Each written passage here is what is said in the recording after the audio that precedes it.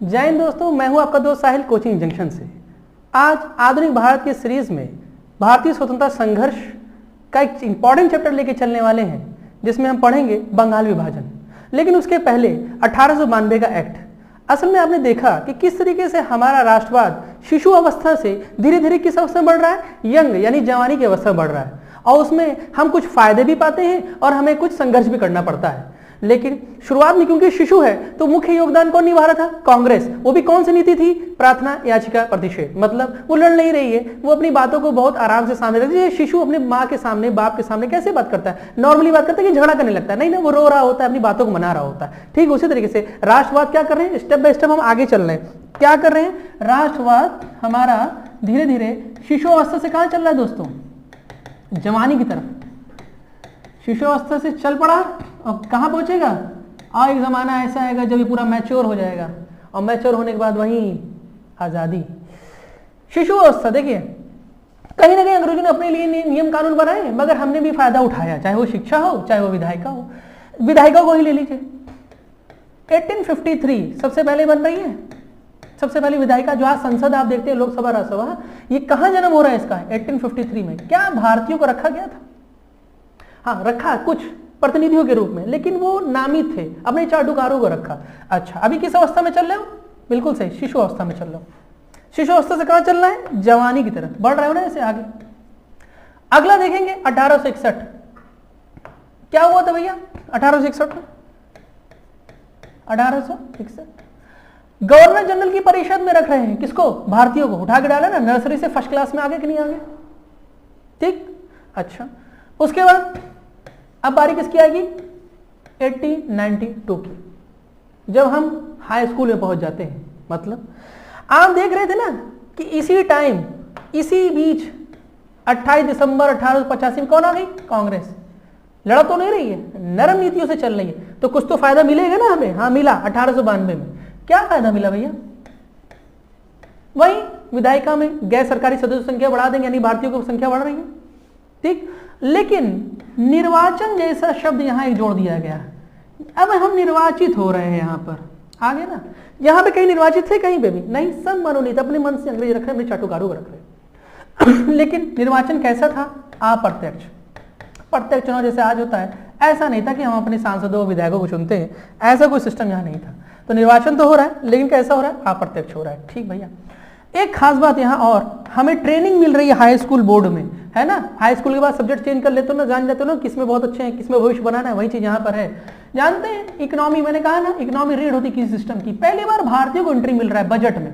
Budget पारित होता है ना, जैसे अभी होने वाला है, आगे बजट पारित होगा ना भारत में अभी इसी साल। तो उसी तरीके से वहां पे भी तो संसद बजट पारित करेगी, तो भारतीयों को कुछ छूट मिल रही है। क्या जानते हैं? बोला ऐसा है तुम कर लो क्या बजट पर चर्चा, तो क्या मतदान करोगे? बोला नहीं, अभी आपको तो ये पावर नहीं दे रहे, मतलब मतदान की पावर नहीं है। तो देखा 1892 में कांग्रेस का कुछ लाभ इस नरम दल की वजह से जो हमें लाभ देखने को मिल रहे हैं, वो हुए सदस्य संख्या की बढ़ोतरी, फिर निर्वाचन कहीं ना कहीं शुरू हो गया, लेकिन अप्रत्यक्ष रूप से, और बजट जो है चर्चा करने के लिए छूट मिल रही है, लेकिन मतदान अभी नहीं कर सकते हो कि बजट को फेल करा दो, ऐसी पावर वो नहीं दे रहे। दोस्तों, यही जो शिशु अवस्था है ना, ये अभी तक तो जमीन पर लेट लेट के चल रही थी। जो राष्ट्रवाद है लेट लेट के चल रहा है, लेकिन अब आप देखेंगे किस तरीके से उंगली पकड़ के आगे बढ़ता है, और आप एक आंदोलन पहली बार देख रहे हैं। पहला विरोध कर रहा है बच्चा, और वह आंदोलन कौन सा है? स्वदेशी आंदोलन। दोस्तों, पहला अखिल भारतीय आंदोलन कौन सा था? स्वदेशी आंदोलन था। क्वेश्चन समझ में आ रहा है? स्वदेशी आंदोलन से ही सब कुछ बदल जाता है, कांग्रेस की नीतियां भी बदल जाती हैं। ठीक, इसको थोड़ा सा बैकग्राउंड हिस्ट्री देखते हैं हम इसकी। स्वदेशी आंदोलन शुरुआत क्यों हो रही है? तो मैंने आपको कहा कि बच्चों, हुआ यूं कि पूरे भारत में अखिल भारतीय संस्था हो गई। 1892 में एक्ट में दिख रहा है कि अंग्रेज कुछ ना कुछ अब सोच रहे हैं भारतीयों के बारे में कि देना पड़ेगा, राष्ट्रवाद आ गया, अब उनको बहुत ज्यादा दबा के नहीं रख सकते। तो बहुत आसान तरीका है कि राष्ट्रवाद को तोड़ दिया जाए, तो अपने आप साम्राज्यवाद खड़ा होने लगेगा। राष्ट्रवाद का मीनिंग मैंने आपको पहले ही बताई, हिंदू और मुस्लिम की जो एकता होती है ना, यही है राष्ट्रवाद, और ये कुछ है नहीं भारत के लिए। और किसको टक्कर देंगे? ये ब्रिटिश साम्राज्य को। और आज भी अगर ये एकता हो ना, तो दुनिया की हर ताकत से क्या कर सकते हैं? हाँ, पंगा लिया जा सकता है, मगर यही नहीं होने दिया जाता। राष्ट्रवाद उठ रहा है दोस्तों, ठीक है, और ये गिर रहा है। अब बात ये हुई कि अंग्रेजों ने सोचा, इन लोगों ने सोचा इसको क्या कर दिया, तोड़ दिया जाए। तो क्या कर दिया जाए, इस एकता को खत्म कर दिया जाए। तो शुरुआत कहां से हुई भैया, बंगाल से। कहां से हुई, बंगाल से। समझते हैं क्या ऐसी खास बात थी, क्यों इन्होंने बंगाल को चुना और क्या किया इन्होंने। देखिए ये है भारत, अपना देश भारत महान। ये रहा बगल में असम, फिर ये है आपका ढाका वाला इलाका पश्चिम बंगाल, फिर आप देखेंगे बिहार, बंगाल, उड़ीसा, ये सब इलाका कहलाता था बंगाल। ठीक, इसको आप ऐसे समझिए, ऐसे समझिए कि इतना इलाका कहला रहा है बंगाल, मान लीजिए। और इसके ये वाले पार्ट में, कौन से पार्ट में, पूरा वाले पार्ट में ज्यादा कौन रहते हैं, ज्यादा संख्या किसकी है, मुस्लिम्स की। यहां पे ज्यादा संख्या किसकी है, मुस्लिम्स की। लेकिन यहां पर जो जनसंख्या का संरचना है, वहां जनसंख्या किसकी है, पश्चिम में हिंदुओं की। ठीक है, अब आप खुद सोचिए कि आसानी से इसको तोड़ा जा सकता था, हाँ तोड़ा जा सकता था। उन्होंने तोड़ा, ये वाले पार्ट को तोड़ दिया और बोला ये पूर्वी बंगाल है, ये पूर्वी बंगाल है। तो भाई इसके जस्ट उल्टा कौन सा बंगाल हो जाएगा, पश्चिम बंगाल। हो गया कि नहीं हो गया। तो आपके दिमाग में क्वेश्चन एक आया होगा कभी जिंदगी में कि भैया पश्चिम बंगाल जिसकी राजधानी कलकत्ता है, ये तो भारत के पूरब में है ना, ये इलाका क्या है, भारत का पूरब है ना, और ये है पश्चिम, ये महाराष्ट्र वगैरह ये सब कहाँ है, पश्चिम में, गोवा वगैरह, गुजरात वगैरह पश्चिम में। तो जब पूरब में है बंगाल, तो हम क्यों उसको बोलते हैं पश्चिम बंगाल, जिसकी राजधानी क्या है, कलकत्ता। अब समझ में आया, ये उस जमाने चला आ रहा है, इस वजह से हुआ था पश्चिम बंगाल। ये चला गया बांग्लादेश में, आज ये क्या बन गया है, पूर्वी बंगाल, बांग्लादेश, जिसकी राजधानी क्या है, ढाका। आगे चल करके होता है ना ऐसा, जब देश विभाजन हुआ। अच्छा दोस्तों, बहुत ही आसानी से इन्होंने बंगाल को क्या कर लिया, टारगेट बनाया और क्या खत्म कर दिया, एकता की शुरुआत तोड़ने की। और क्या किया, बंगाल का विभाजन कैसे किया, समझ में आया ना अभी आपको, हिंदू मुस्लिम के नाम पर बंगाल विभाजन। ठीक है भैया, 20 जुलाई, थोड़ा सा डेट समझते चलते हैं। डेट इसलिए नहीं कि याद करना, डेट इसलिए क्रम आपके दिमाग में रहेगा, सीक्वेंस जोड़ना होता ना, डेट इसीलिए पढ़ा जाता और कोई कारण नहीं होता। 20 जुलाई 1905 घोषणा की जा रही, किसकी, बंगाल विभाजन की। अभी लागू नहीं हो रहा, घोषणा कर दिया अंग्रेजों ने, बता दिया हम ऐसा करेंगे, और आधार बता दिया कि आधार क्या है। और परिणाम रहा, क्योंकि कांग्रेस तो जन्म ले ही चुकी है, मैंने कहा ना शिशु अवस्था से ये उंगली पकड़ के चलना सीख गई है, अभी चलना थोड़ा बहुत सीख गई है, तो वही थोड़ा बहुत चल रही है। यहाँ क्या हुआ, 7 अगस्त यानी अगले महीने 1905 कलकत्ता में ही कांग्रेस का अधिवेशन हो रहा है। और अध्यक्ष कौन है भैया, अध्यक्ष कौन है, ये पूछता है कि किसने स्वदेशी आंदोलन का जो पारित किया था वो कौन थे, तो हेड कौन है, गोपाल कृष्ण गोखले, बोले तो G.K. गोखले। ठीक, क्या कह रहे हैं, कह रहे हैं ऐसा है, हम इनके खिलाफ आंदोलन छेड़ेंगे। और वो आंदोलन कौन सा होगा, बिल्कुल सही, स्वदेशी आंदोलन, स्वदेशी आंदोलन। ये विदेशी हैं, हम स्वदेशी हैं। इस बंगाल विभाजन पर 2 चीज आपको और याद करना होता है कि भैया नरम दल के नेता हैं तो वैसी बातें बोलेंगे कि रचनात्मक कार्य करते हैं, ये पंगा नहीं लेते सीधे। ठीक है, जैसे सुरेंद्र नाथ बनर्जी क्या कह रहे हैं, एसएन बनर्जी, इन्होंने क्या कहा इस घटना पर, इन्होंने कहा ये तो बोल्ड फ्रॉम ब्लू है। पूछता है किसने कहा था, ये किसका वक्तव्य है, आसमान से वज्रपात, बिजली का गिरना, बोल्ड फ्रॉम ब्लू, ब्लू मतलब आसमान, नीला आसमान, सुरेंद्र नाथ बनर्जी कहा था। और किसने कहा था कि ये तो निर्मल भूल है, किसने कहा था बंगाल विभाजन को, ये क्या है, निर्मम भूल। यानी कह रहे हैं कि भाई साहब, अंग्रेज भाई साहब आपकी गलती कर रहे हो यार, ऐसा ना करो ना, दिक्कत हो जाएगी आपको, बड़े प्यार समझा रहे हैं। सुरेंद्र नाथ बनर्जी क्या करें, बोल्ड फ्रॉम ब्लू है। अच्छा, स्वदेशी आंदोलन जब शुरू हुआ तो मैंने कहा ना, अखिल भारतीय, पूरे भारतीय लेवल पर है, छोटे मोटे लेवल पर नहीं है। यानी 16 अक्टूबर 1905 राखी दिवस की घोषणा, 16 अक्टूबर 1905। जरा देखिए, यहां पर रविन्द्रनाथ टैगोर मौजूद है ना, इंपॉर्टेंट आदमी। तुरंत बंगाल के रहने वाले, प्रेम है ना, तोड़ने थोड़ी देंगे। 2 काम किया, पहला काम राखी दिवस की घोषणा, मतलब हिंदू मुसलमान की एकता को तोड़ने के लिए काम कर रहे हो ना, हम एक दूसरे को क्या बांधेंगे, राखी बांधेंगे इस दिन।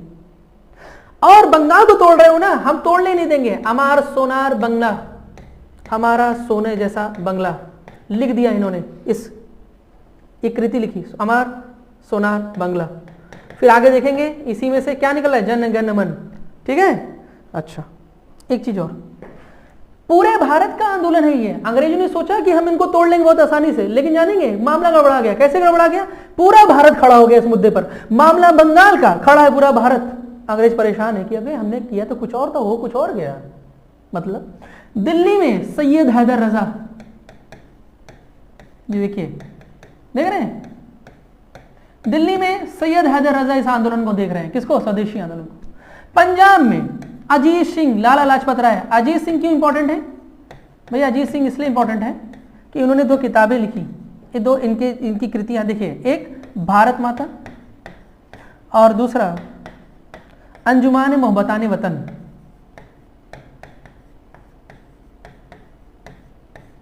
ये योगदान देख रहे हैं आप, जो योगदान दे सकता था उसने अपना उस हिसाब से योगदान दिया और ये दिखाने की कोशिश की कि तुम हमें तोड़ नहीं सकते हो, हम तो भैया एक थे, एक है और रहेंगे, और तुम्हारा ये मंसूबा कभी पूरा नहीं होगा। अंजुमानी मतलब अंजुमन, एक होना, इकट्ठा होना। फिर यूपी में तो चल ही रहा है। फिर आप देखेंगे यहां पर महाराष्ट्र में तिलक संभाल लिए पूरा। फिर आप देखेंगे दक्षिण भारत पीछे तो चिल्लाई संभाल लिए पूरा। देख रहे पूरे भारत में ये आंदोलन चल रहा है। अंग्रेज परेशान है और वो क्या कह रहे हैं? कह रहे हैं गोपालगंज गोखले से कि यार ऐसा है, ये आंदोलन तुम यहीं तक संभाल लेते तो बड़ा अच्छा होता। मतलब खाली बंगाल तक रखो ना इसे, काहे पूरे भारत में फैलाओ। हम कमीशन बैठा रहे हैं, तुम चाहते हो ना ये ना हो, कोई बात नहीं, हम कमीशन बैठा रहे हैं, अरुडेल कमीशन। बोले कमीशन बैठा रहे हैं, ये देखेगा, अगर ये कहेगा ना तोड़ो, ना विभाजन करो, नहीं करेंगे, कोई बात नहीं, इसको बैठा दो पहले। मगर तुम एक काम करो बदले में, ये जो आंदोलन पूरे भारत में फैला दिया उसको रोको। और क्योंकि गोपालगंज गोखले नरम दल के नेता हैं तो थोड़ा सोच विचार कर रहे हैं। अब देखिए 1906 में, यानी अगले, ये घटना कब घट रही है? 1905 की। अगले साल 1906 में, अब देखिए कांग्रेस की अध्यक्षता को लेकर बवाल चल रहा है 1906 में। क्यों? कुछ लोग चाह रहे हैं, देखिए फूट पड़ गई ना अरुडेल कमीशन के मामले पर, कुछ लोग चाह रहे हैं कि आंदोलन पूरे भारत में फैलाया जाए। वो कौन लोग होंगे? गरम दल के लोग। यहीं पे गरम दल देखिए पैदा हो रहा है। और कुछ लोग हैं जैसे गोपालगंज गोखले, ये क्या मान के, ठीक है भैया हम नहीं फैलाएंगे पूरे भारत में, लेकिन अब उसको खत्म करो। मतलब कुछ सिर्फ बंगाल तक आंदोलन को रोकना चाहते हैं। ये हो गया नरम दल वाला ग्रुप। अगर 1906 के अधिवेशन में इसका अध्यक्ष चुना जाएगा तो इसकी बात मानी जाएगी, इसका अध्यक्ष चुना जाएगा तो इसकी बात मानी जाएगी। और नरम दल के नेता बहुत चालाक हैं। क्या किया उन्होंने मालूम है? भूपेंद्र नाथ दत्त एक नाम का एक आदमी है, ये भी कैसा है? ठंडे दिन, गरम दल, नरम दल का नेता है। जब 1914 में फर्स्ट वर्ल्ड वार होता है ना, छिड़ता है ना, तो कांग्रेस के अधिवेशन में पहली बार कोई अंग्रेज अधिकारी आता है, पेटलैंड नाम का गवर्नर मद्रास में। उसकी अध्यक्षता कौन करे? भूपेंद्र नाथ बसु। तो सोचिए इस दिमाग का आदमी, इसने तुरंत उठाया और दादा भाई नौरोजी को अध्यक्ष बना दिया। यानी 1905 में कौन अध्यक्ष था? गोपालगंज गोखले। 1906 में कौन हो गए? क्वेश्चन पूछे जाते हैं दोस्तों। 1906 में दादा भाई नौरोजी क्यों बनाया? दादा भाई नौरोजी को भी तो नरम दल के नेता है भैया, नाम में जुड़ा दद्दू, इनकी इज्जत करते हैं गरम दल वाले। ये तो नरम दल है ही, जुड़ा ही है, गरम दल वाले बहुत इज्जत करते हैं। अब ये विरोध नहीं करने वाले, लेकिन हाँ अपनी बात तो मनवाएंगे, क्योंकि इज्जत करते हैं ना, तो बात तो मनवाएंगे। तो आप देखेंगे दादा भाई नौरोजी ने 1906 में पहली बार इनके प्रभाव में आकर एक शब्द दिया, व्याख्या की, किसकी? स्वराज्य। पता चला ये शब्द पहली बार किसने दिया? याद है? दयानंद सरस्वती। उसके बाद कौन बोल रहा है कांग्रेस के प्लेटफॉर्म में आकर के? स्वराज प्लेटफॉर्म पूरी डेफिनेशन दे रहा है कि हम इसको लेंगे और ये इसका मीनिंग ये है। तो कौन दे रहा है? दादा भाई नौरोजी सबसे पहले बोला। कब बोला? 1906 में। क्लियर हो रहा है दोस्तों? अब एक खास बात, 1906 किसी तरीके से कटा और अंग्रेजों ने एक चीज देखी कि भैया ऐसा है कि इस आंदोलन के पीछे 2 दुश्मन हमारे सामने खड़े हैं। पहला दुश्मन कौन है? हिंदू और मुस्लिम एकता, इसको तोड़ दिया जाए। तो वही हुआ 1905 के बंगाल विभाजन में इनको दिख रहा है क्या? हमारे दुश्मन पहला हिंदू मुसलमान की एकता, इसको तोड़ दिया जाए। और तोड़ा, कैसे तोड़ा? भड़का दिया मुसलमानों को, कहा अरे यार तुम इनके साथ क्यों आ रहे हो? बंगाल विभाजन में तुम्हारे लिए तो किया था भाई, तुम्हारा नेता चुनाया था, तुम्हारी जनसंख्या थी और तुम अल्पसंख्यक हो इस देश में। और ब्रिटिश सावर को देख रहे हो, वो तो कह रहा है कि तुम्हारा राष्ट्र ही नहीं है, वो हिंदू राष्ट्र वाला बात कर रहा है। तुम परेशान हो जाओगे आने वाले दिनों में, हमारा साथ दो तो मजे में रहोगे। भड़का रहा है और कह रहा है भीख ना मांगा करो जाकर कहीं, एक बनाओ संस्था और आओ हमारे पास बैठो, जैसे कांग्रेस बनाई है वैसे तुम भी आओ ना हमारे पास। ठीक, तो 30 दिसंबर 1906, 30 दिसंबर 1906 क्या घटना घटी भैया? सलीम उल्लाह खां के नेतृत्व में, जो कि ढाका का नवाब है, ये पूछेगा नहीं, परेशान मत होइएगा।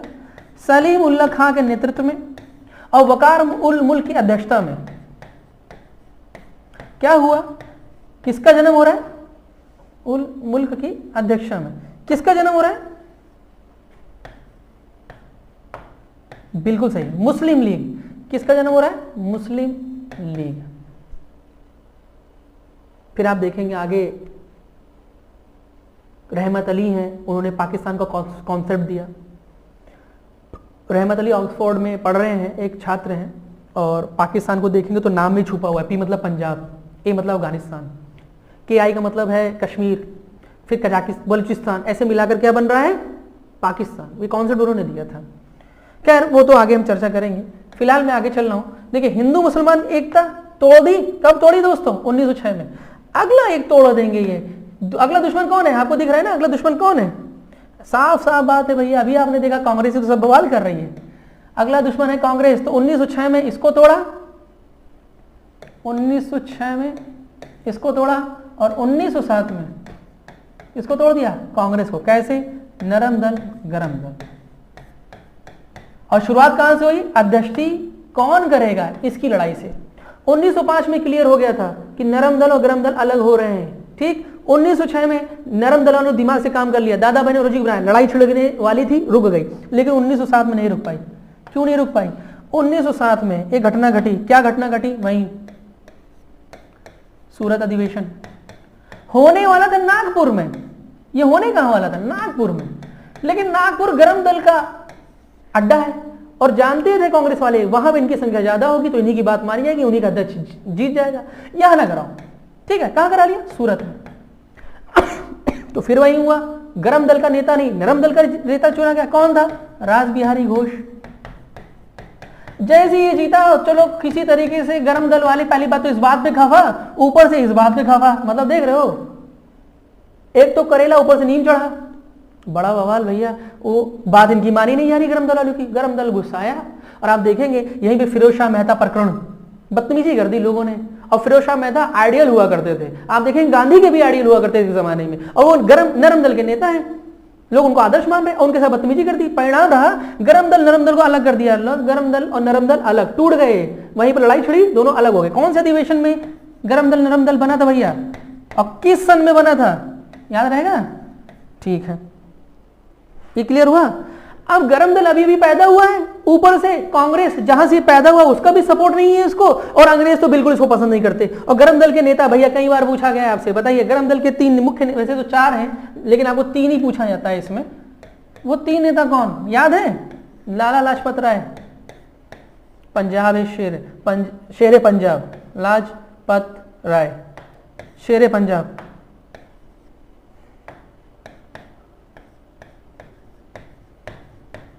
शेर पंजाब इनको कहा जाता है, और पीएनबी के संस्थापक, पंजाब नेशनल बैंक के संस्थापक शेर पंजाब कहा जाता है। और अगली चीज मैंने अभी आपको बताई, पीएनबी का इनको क्या माना जाता है? पंजाब नेशनल बैंक का संस्थापक। पंजाब नेशनल बैंक जानते हो ना?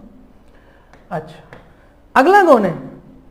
बाल गंगाधर तिलक की बात हो रही है। पहला पत्रकार जो भारतीय है और जेल भेजा जा रहा है, ठीक है, तो क्या नाम है इनका? पूरा नाम बाल गंगाधर तिलक। अच्छा, किस मुद्दे पर इन्होंने ये 1906 में भी कांड हुआ था, इसके बारे में अभी मैं यहां बता रहा हूं, देख लीजिए, जान लीजिए। एक इंडियन अनरेस्ट नाम का पेपर है, उसका राइटर कौन है? अनरेस्ट नाम का पेपर है। अब ये पेपर का नाम तो नहीं पूछेगा, लेकिन जो पूछेगा उसकी बात करते हैं। Valentine Chirol. क्या कहा इसने कहा भारत में अशांति का दूत। किसको कह दिया? किसको कह दिया? बाल गंगाधर तिलक को। पूछता है किसको कहा जाता है भारत में अशांति का जनक? भारत में अशांति का जनक कौन बोल रहा है? याद रहेगा? Valentine Chirol. तो इस पर मानहानि का दावा भी इन्होंने ठोका था, इस बात पर कि कैसे बोल दियो भैया, हमें तो ये बात काहे बोल दी है। ठीक, तो टॉपिक क्या जानते हैं? ये नहीं पूछेगा, ये नहीं पूछेगा, ये पूछ सकता है, ये आपको दिमाग में रहना चाहिए। लाल बाल, और कौन है भैया? विपिन चंद्र पाल, हो गया पाल। ये 3 लोग, और इन तीनों को मौका पा करके, क्योंकि अब तो कांग्रेस का भी सपोर्ट नहीं इनको, ये गरम दल हो गए और अलग हो गए 1907 में, अंग्रेजों ने पकड़ा, उठा के जेल भेजना शुरू किया, तीनों उठा के भेजा जेल। और पूरा मौका मिल गया अंग्रेजों को अब अपना काम करने के लिए। मतलब जानते हो 1909 का एक्ट, 1909 का एक्ट लाके खड़ा कर दिया, यानी साफो साफ सांप्रदायिकता की शुरुआत। अब तो ये इन्होंने कहा बहुत हो गई, बार बार ऐसे करते रहेंगे, छूट देते रहेंगे ना, ये बार बार उठेंगे, तो सांप्रदायिकता खुल करके शुरू किया इन्होंने। फूट डालो, शासन करो। कैसे भैया किया? तो 1909 के एक्ट में आपको सिर्फ एक, आपको क्या जानना है, एक बहुत खास बात, वो सदस्यों की संख्या बढ़ाई गई, भारतीयों को शामिल किया, वो सब नहीं ध्यान देना आपको। अभी क्या देना है, 1909 का एक्ट को क्या कहते हैं, पहले तो ये समझो, क्योंकि एक क्वेश्चन पूछा गया था कि भैया जिस जमाने में 1909 का एक्ट आया उस समय भारत का सचिव कौन था। तो कितना आसान है, उसमें फंसते क्यों? देखो नाम क्या है, मार्ले मिंटो सुधार के नाम से जानते हैं ना, मार्ले मिंटो एक्ट के नाम से आप जानते हैं इसको, 1909 को। अब देखिए ऐसे था ना 1858 के बाद कि भैया भारत होगी और भारत में गवर्नर जनरल को हम बैठाएंगे या वायसराय को बैठाएंगे, यही है ना, वायसराय को बैठाएंगे। और भारत के बाहर एक आदमी होगा जो पूरा इसकी देखरेख करेगा, और वो कौन होगा, वो भारत का सचिव होगा, यही था ना। तो यानी आइडिया कौन देगा, सचिव पहले देगा, फिर कौन काम करेगा, वायसराय उस पर काम करेगा। तो कोई भी एक्ट आएगा तो उसमें पहला नाम किसका होना चाहिए, बिल्कुल सही, भारत के सचिव का, फिर वायसराय, है ना। तो यानी उसमें भारत सचिव कौन है, मार्ले, और उसके बाद वायसराय उस जमाने में कौन है, मिंटो है। ठीक, आपको क्या याद करना है भैया इसमें, आपको ये याद करना है कि सांप्रदायिकता के आधार पर निर्वाचन मंडल की शुरुआत हो रही है। यहाँ सेपरेट इलेक्टोरेट का कॉन्सेप्ट लाके खड़ा कर दिया इन्होंने, मतलब पृथक निर्वाचन मंडल। फॉर व्हाट, किसको दे रहे हैं ये पृथक निर्वाचन, क्या होता है इसको समझोगे आज तो समझ में आ जाएगा। मुस्लिमों के लिए दिया, किसको दिया, मुस्लिम्स को। मैंने कहा ना कि यही तोड़ ही रहे हिंदू मुसलमान वाला मामला, इनको करना ही है, तो मुस्लिम को तोड़ने की शुरुआत मुस्लिम को अपनी तरफ कर लो।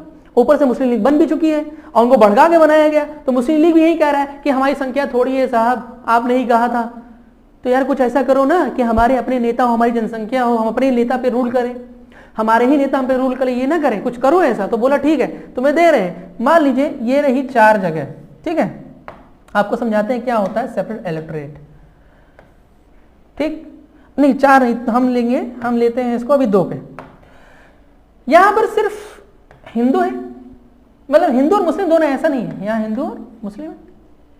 यहां मान लीजिए यहाँ पे वही हिंदू और मुस्लिम है, सिख भी है, यहाँ पे भी सिख है, ईसाई है, सब है, इसमें सब भरे हुए हैं, लेकिन जनसंख्या मान लो यहाँ हिंदू की ज्यादा है, तो इन्होंने इसको घोषित कर दिया।